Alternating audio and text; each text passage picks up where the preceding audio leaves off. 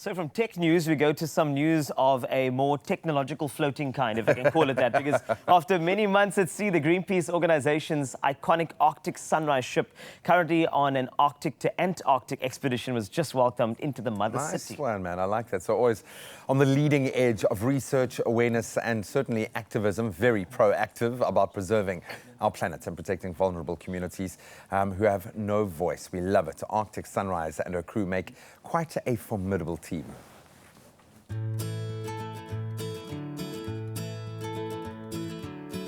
The ship is one in a fleet of vessels contributing to the environmental organization's pole-to-pole ship tour to rally support for a global oceans treaty, one which will see the United Nations protect 30% of the world's oceans by 2030. The Pole to Pole Protect the Oceans campaign is around capturing and highlighting the rich biodiversity of our marine wildlife, but also just capturing stories of hope around the world. So it's more around documentation and just highlighting the beauty of our oceans, because it's so important for people to know what's in the oceans. You can't protect something you don't know, and we're really hoping that people will have a deeper connection with the oceans as they see their beauty, specifically the high seas, which are often unprotected because we haven't seen what is in there and that beauty. The brilliance of a project like this and work like this is that what it does is it highlights that all coastal communities are in fact affected by the same issues. So the way that this project has brought together communities in Africa specifically is that every single coastal community in Africa is affected by this overfishing and destructive fisheries practices on the high seas, which affects the fish stock in our local waters. Well, for me, it's a new experience sail here in Africa waters. So for me, it's an amazing experience. I have more than 10 years in Greenpeace, and every time that we go to a different places, you learn a lot about the good things and the bad things that every country have. And for me, coming here is super excited, and I'm very happy. I'm very proud to be part of this team here. The ship's recent stop in Senegal created a platform for political engagement on overfishing and its impact on our local fishing communities.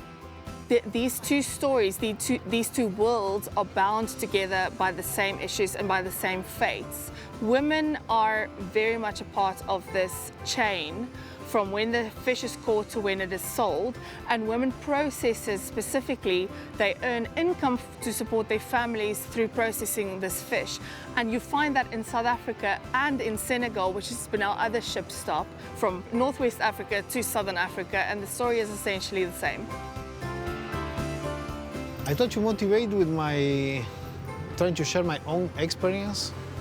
I have, as I mentioned, more than 10 years sailing in Greenpeace, and we saw a lot of amazing things.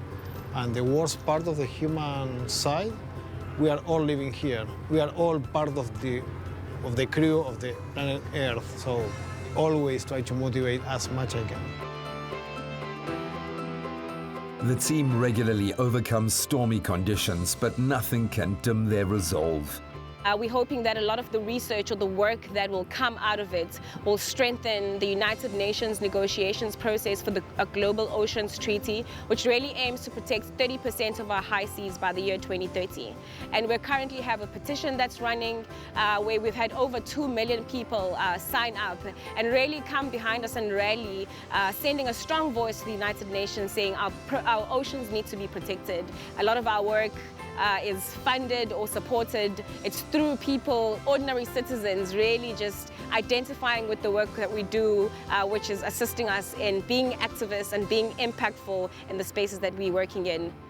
As Greenpeace and the Arctic Sunrise highlight destructive fishing practices and fight to protect our oceans and local fishing communities, read about them online and what you can do to help.